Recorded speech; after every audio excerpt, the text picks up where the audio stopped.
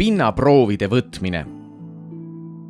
Tampooni meetodil pinnaproovi võtmiseks toimi järgnevalt.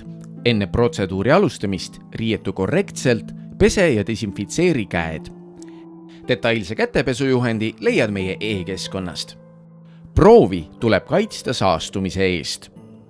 Suurim saasteoht on proovivõtja ise. Kasuta nahale sobilikke ühekordseid kummikindaid. Eri proove ära võta samade kinnastega. Proovivõtuvahendid peavad olema puhtad ja enne kasutamist steriliseeritud.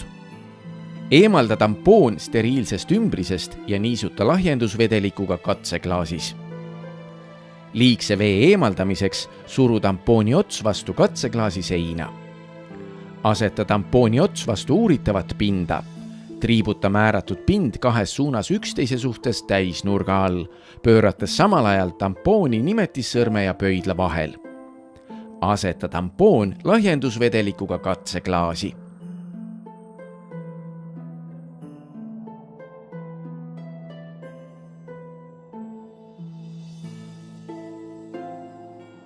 Enne laborisse saatmist markeeri proovid kulumiskindla vahendiga, samuti täida kaaskiri.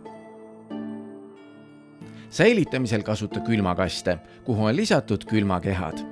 Proov ei tohi olla otsekontaktis külmakehaga. Proovid peavad jõudma laborisse võimalikult lühikese ajaga, eelistatavalt 4 tunni jooksul, kuid mitte hiljem kui 24 tunni jooksul.